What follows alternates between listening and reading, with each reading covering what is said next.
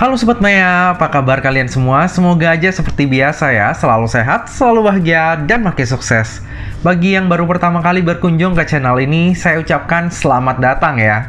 Perkenalkan, nama saya Sudarsan dan biasa saya dipanggil Sansan. Di channel ini, saya banyak membahas tentang investasi, terkhususnya saham. Nah, pada video sebelumnya, saya udah pernah sharing ya kepada Sobat Maya tentang 9 sumber income saya di usia 30 tahunan. Di video tersebut, saya ada mention ya bahwa saat ini saya punya 3 aktif income yang benar-benar menyita waktu, tenaga, serta pikiran saya. Ketiga aktif income tersebut adalah kerjaan di kantor, bisnis ke daerah saya, dan juga YouTube. Untuk tetap mempertahankan ketiga aktif income ini, ada hal yang harus saya korbankan, yaitu waktu tidur dan juga family time. Tentunya saya nggak mungkin terus-terusan mengorbankan kedua hal tersebut ya.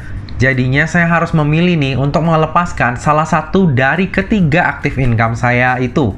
Sebelumnya saya mau ucapin terima kasih dulu nih kepada Sobat Maya yang udah kasih feedback ya. Semuanya encourage saya untuk resign aja dari kerjaan kantor. Dan per video ini di-upload, saya tuh udah resmi resign dan berhenti dari pekerjaan kantor saya. Sebenarnya sedih, asli. Karena saya sangat enjoy bekerja di perusahaan ini, terlebih perusahaan ini adalah tempat bekerja yang paling nyaman selama saya bekerja. Karena saya bangga banget bisa kerja di situ, saya langsung spill aja ya. Jadi saya kerja di bank yang ikonnya itu gurita. Ya, benar banget, Bank CIMB Niaga. Pangkat terakhir saya adalah senior manager dan gaji terakhir saya udah di atas 20 juta. Jadi bagi yang bilang kalau kerja kantoran itu nggak bisa bikin kaya, coba kerja dulu di bank ya. Love banget kerja di bank. Dari sisi perjalanan karir di bank, sebenarnya saya itu nggak spesial ya, cuma sedikit di atas rata-rata. Tapi dengan perjalanan karir yang hanya sedikit di atas rata-rata, itu saya udah hidupnya itu berkecukupan, bisa punya aset, dan kesehatan keluarga pun terjamin karena di-cover oleh asuransi kantor. Belum lagi ada bonus tahunan, THR, tunjangan akhir tahun, cuti yang banyak, bunga spesial KPR untuk karyawan, bunga payroll yang setara deposito, dana pensiun, dan lain sebagainya. Nanti di video saya yang selanjutnya, saya akan coba share lebih details ya mengenai pengalaman kerja saya di industri perbankan. Nah, kalau di bank, kita mau resign itu nggak bisa seenaknya ya. Ada yang namanya notice. Di level saya, waktunya itu 2 months notice. Dalam artian, dari semenjak saya mengajukan resign, itu ada waktu 2 bulan yang harus saya persiapkan ya untuk handover kerjaan saya kepada PIC yang baru. Jadi nggak bisa ya kalau misalnya hari ini tiba-tiba kita ngajuin resign, besok udah nggak masuk kantor lagi. Nggak bisa. Sebenarnya saya ngajuin resign itu udah dari tahun lalu sih, tapi ditahan oleh bos saya. Bos saya itu orang Batak, jadi orangnya keras, tapi hatinya tuh baik banget. Jadi pertama kali saya ngajuin resign, itu bos saya langsung nahan. Yang pertama alasannya karena ya semenjak saya join di CIMB, emang di bawah bos yang ini ya. Jadi kita tuh benar-benar membangun tim ini dari yang kecil sampai akhirnya sekarang besar. Jadi trustnya ke saya itu udah gede banget. Lalu yang kedua adalah bos saya ini sangat menyayangkan nih apabila saya resign sebelum mendapatkan bonus tahunan. Udah capek-capek kerja, masa nggak dapat hasilnya? Kurang lebih seperti itu kata bos saya. Tapi emang bener sih, kinerjanya itu lagi bagus-bagusnya. Jadi otomatis bonusnya itu pasti lebih besar dari tahun sebelumnya. Bos saya saat itu juga kasih fleksibilitas kepada saya. Jika di jam kerja saya mau urus rahasia, itu nggak masalah. Yang penting izin dulu kepada beliau. Tentunya dengan catatan emang nggak ada transaksi yang urgent ataupun meeting penting di hari tersebut. Ya saat itu dalam hati saya udah tahu sih, nggak mungkin lah bisa urus rahasia di jam kerja. Namanya kita kerja aja itu meeting terus-terusan, kerjaannya juga nggak kelar-kelar, nggak mungkin bisa urus rahasia. Tapi di saat itu saya mengiyakan keinginan dari bos saya. Ya wes, percobaan resign yang pertama gagal.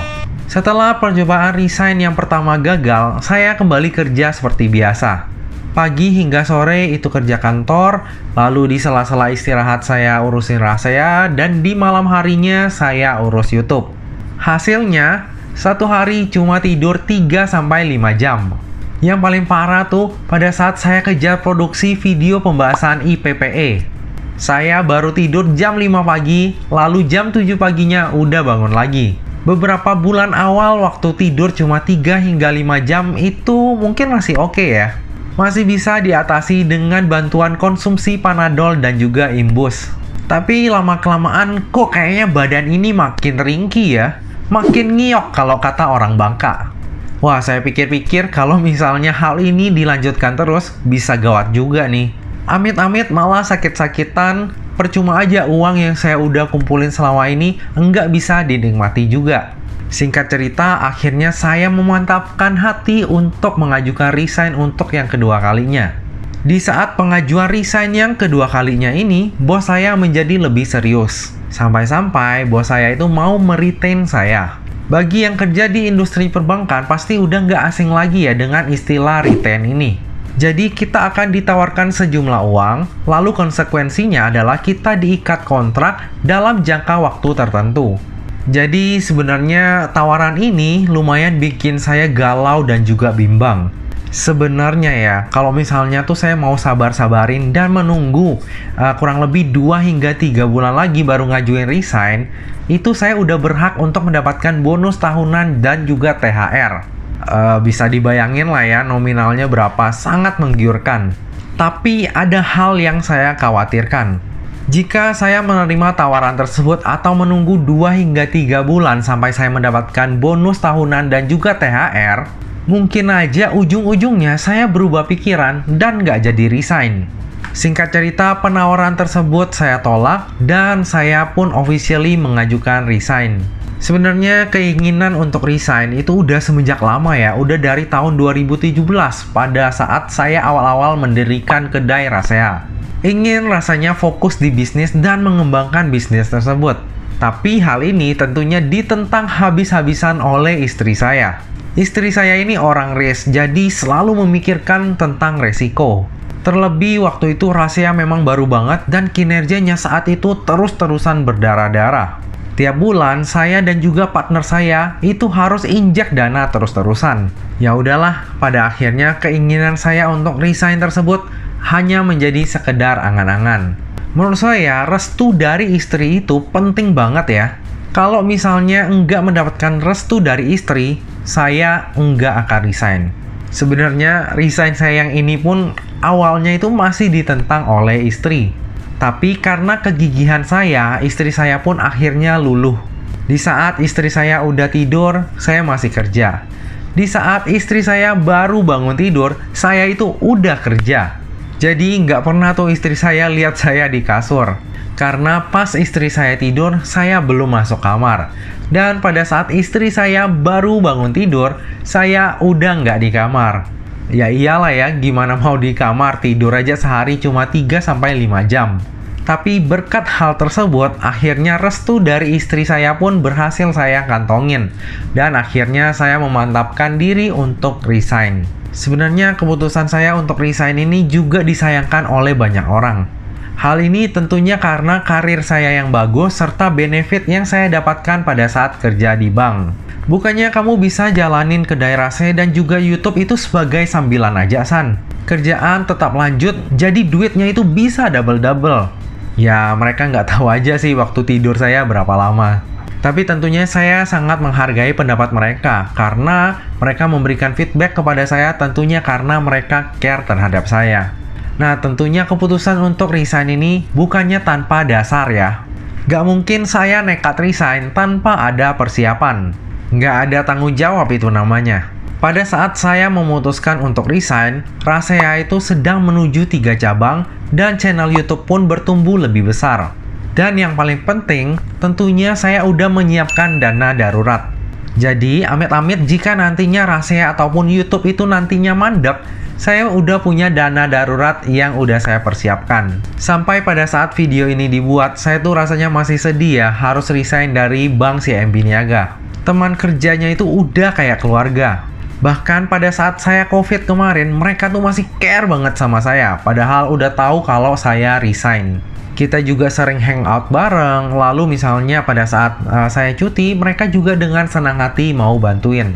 Lalu pada saat perayaan seperti Natal, Lebaran, itu kita sering banget kasih hampers dan juga bertukar kado. Ini adalah salah satu budaya yang belum pernah saya temukan di tempat kerja yang sebelumnya. Menurut saya ini hal yang bagus banget ya untuk menjalin silaturahmi.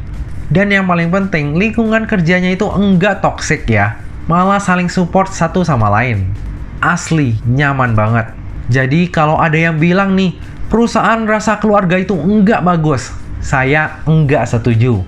Lingkungan kerjanya yang udah nyaman banget, gaji yang lebih dari cukup, bisa buat investasi, kumpulin aset, lalu dari sisi pajak juga aman karena udah dibayarin dari kantor, jadi kita tinggal laporin aja, terus dapat cuti, benefit asuransi, kacamata, gigi, KPR bunga spesial untuk karyawan, dan masih banyak alasan lainnya yang membuat saya nggak akan pernah melupakan pengalaman kerja di Bank CIMB Niaga. Tempat kerja yang memanusiakan manusia. Good job Bank CIMB Niaga. Oke, sedihnya udah cukup. Life must go on. Harusnya setelah resign ini lebih banyak hal yang saya bisa explore untuk mengembangkan ke daerah saya.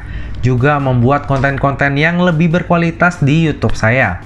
Lalu saya juga ingin mencoba untuk menjalanin lagi nih mimpi yang sebelumnya sempat terkubur, yaitu menjadi seorang full-time trader. Dan tentunya yang paling penting adalah menjaga kesehatan saya dan juga punya lebih banyak waktu bersama keluarga. Nah Sobat Maya, demikianlah video saya kali ini. Jika ada Sobat Maya yang mau request tentang tema konten selanjutnya, ataupun mau diskusi nih ya tentang investasi, bisa dituliskan di kolom komentar ya. Sobat Maya juga bisa share insight ataupun pengalamannya ya. Jadi saya juga bisa belajar bareng-bareng Sobat Maya nih. Nah Sobat Maya, demikianlah video kali ini. Akhir kata, jangan lupa untuk selalu jaga kesehatan, jangan lupa untuk selalu bahagia, dan semoga perjalanan investasi kita selalu cuan bareng-bareng. Sampai jumpa di video selanjutnya. Dah!